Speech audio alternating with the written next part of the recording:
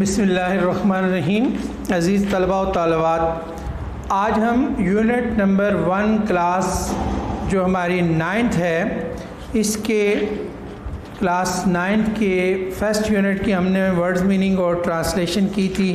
آج unit related جو questions ہیں ان کو ہم دیکھنا چاہیں گے کہ اس میں کیا کوسچن ہے۔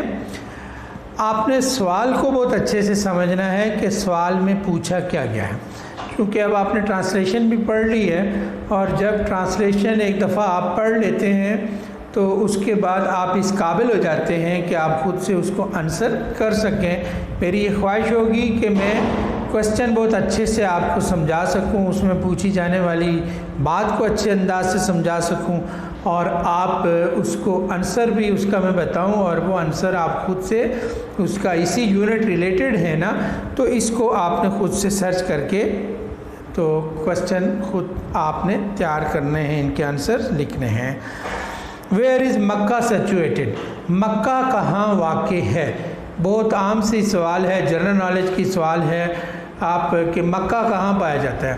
تو مکہ آپ اچھی طرح جانتے ہیں کہ مکہ جو ہے موجودہ سعودی عرب میں یہ پایا جا رہا ہے، اور سعودی عرب کا ایک شہر ہے، مقدس شہر، مسلمانوں کے لیے اس کی بہت بڑی اہمیت ہے، اس لیے کہ اسی شہر میں بیت اللہ شریف خانہ کعبہ ہے، اور مسلمان ہر سال حج کی غرض سے یہیں جاتے ہیں، اور عمرہ کرنے کے لیے بھی ہم بیت اللہ شریف جاتے ہیں۔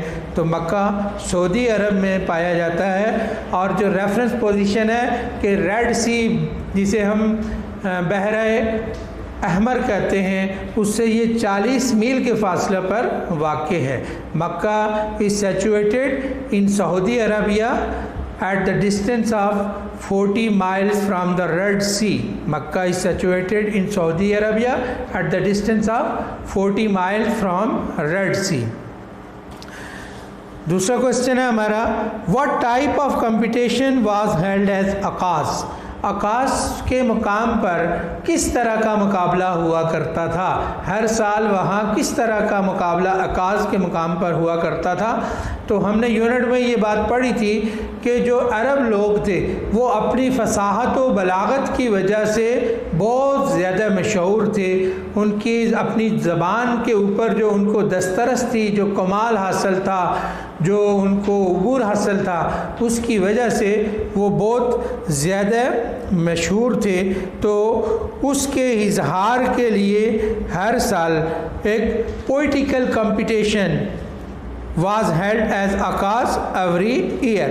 پوئٹیکل کمپٹیشن ایک جو شاعری کا شعراء مختلف علاقوں سے، عرب کے مختلف علاقوں میں وہاں آ کے جمع ہوتے اور اپنا اپنا کلام پیش کیا کرتے تھے، تو poetical competition was held at Ukaz. What was the mission of Rasool? رسول پاک صلی اللہ علیہ وسلم کا مشن کیا تھا، مقصد کیا تھا، کس چیز کے لیے جد و جہد کر رہے تھے؟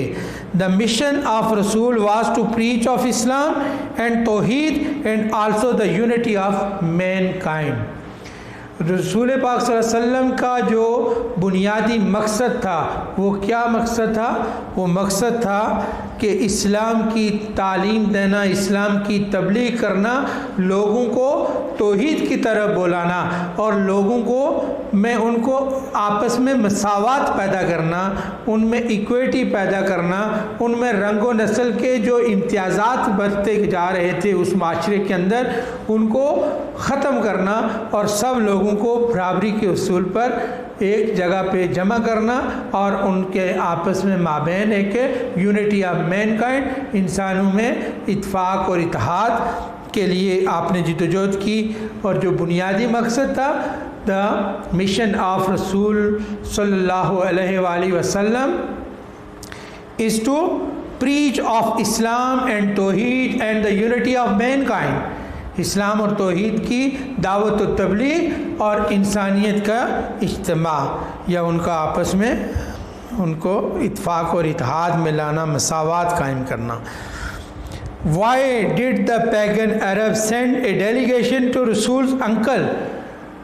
رسول پاک صلی اللہ علیہ وسلم کے چچا حضرت ابو طالب کے پاس جو وہ پیگن عرب تھے، وحشی عرب تھے، جو وہ انہوں نے اپنا ایک وفد بھیجا تھا.